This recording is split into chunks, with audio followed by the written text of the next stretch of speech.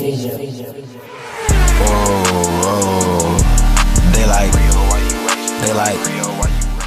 up, y'all? This is really y'all back with another video. Yes, and today we're going to be talking about what will this season tell us about the Cleveland Cavaliers. But before we get to that, I need you to smash that subscribe button. If you're already subscribed to my channel, share it to somebody who ain't subscribed, because with y'all, I know I can get there. And when y'all done with that, I need you to hover over to that like button and smash that too, so we can tell the YouTube algorithm to share this video with the world, especially with Cleveland Cavalier fans. But with all that being said, we got to talk about what we should be expecting and what's going to happen with the Cleveland Cavaliers moving forward.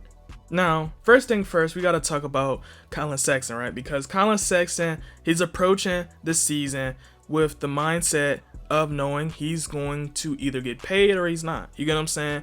And based off of how these rookie extensions have been going so far, Collin Sexton may be looking for a payday, right? And I'm not because I know a lot of people probably think at this point I'm just hating on players for accepting the money. No, if you accept the money, you know, I wouldn't decline the money. You know what I'm saying? If somebody offering me 150 guaranteed, I'm signing it twice. You feel me? But I'm just upset with the Cleveland Cavaliers front office for presenting this to them like this. You know what I'm saying? Especially understanding the Cleveland Cavaliers have so much they need to do in order to be sustainable to even be able to live out a contract that's long. It is one of the perks of being in the NBA. You know, most money is guaranteed, and it's a lot of money that's guaranteed. But it's like, I think some of these general managers and these front office got to put their foot down, because it's just making it harder for small market teams like the Cavs. You get what I'm saying? Because if we pay Collin Sexton, we pay Jarrett Allen, that's a little bit way more than 1/3 of our salary cap. Because if we give, because Jarrett Allen's projected like 20 million, you get what I'm saying? Then, or no, he got 100 million, so that's 20 million a piece, right? And then let's say Collin Sexton gets the same contract, so another 20 million, that's 40 million. The salary cap is isn't it 120 or is it 117? That's 1/3 of your salary, either way it goes. if it's the 117, it's a little bit more than 1/3. If it's the 120, it's exactly 1/3 of your salary cap with just 2 players. You get what I'm saying? And that right there just makes it tough, right? And I think we should be expecting the Cleveland Cavaliers is going to approach this diligently. And I do think they will shop him. Not saying they're going to trade him, but just to see what their options is, just in case they can get something a little bit better if the contract and the numbers just ain't right. You feel me? Now, this season will also help us understand if SEXLAND is truly the duo that's long term, right? Now, in my personal opinion, I just don't have 100% faith, just because they're both 6'1". It has nothing to do with their talents, because they both skill. It's just in today's league, 2 6'1" guards doesn't get it done, right? Especially when we think about who we modeled that SEXLAND after in Portland. Look at their team. They're 6'2", 6'3", and have they been successful in the playoffs? Absolutely not. They've made it to the playoff, don't get me wrong, but when they got there, they've been forgotten easily. Like, it's been years where they just barely got it, but they just had Dame, who was a special type of player. You feel me? But they've still been forgotten easily. Even with Damian Lillard on their roster, they've been forgotten. CJ McCollum has been forgotten. You get what I'm saying?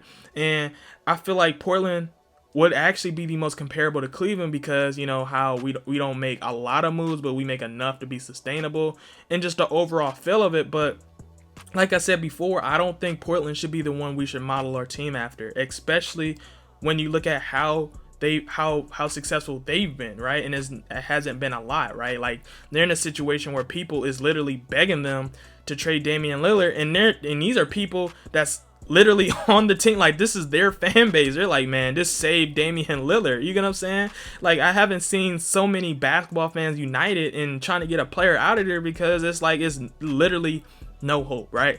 And with that being said, I'm just saying that to really just say, hey man, 2 6'1" guards is not gonna work. And I understand Koby Altman is in a situation where he really loves Collin. You can tell he really loves Collin, and he wants to keep that duo together because he wants us to work. He want to prove us wrong. But in today's game, it's kind of hard to do that with 2 6'1". It's just hard, you feel me? And it's just very unfortunate. And I think a lot of people understand that we're going to get to a point where we're going to have to make that decision, especially when you realize like we haven't had any progression. Like this season, this is going to be very, very important, because if we're still like 13th, 14th in the East, like you're going to have to make a move. You can't sit here and say we're going to draft again and we'll be fine next season. No. You feel me? Like, you have to make a move. So, Koby Altman. Koby Altman.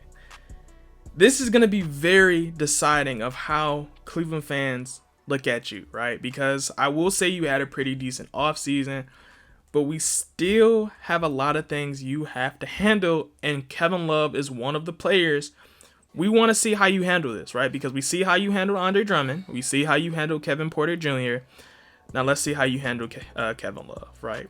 Because if we get in a situation where we get bamboozled like how Detroit did with Blake Griffin, or the Spurs had to handle a situation with LaMarcus Aldridge, a lot of Cavs fans is going to be upset. Reason being is because that means we held him off this long for us just to waive him, and now he's on a contending team, possibly winning a championship, and we got nothing.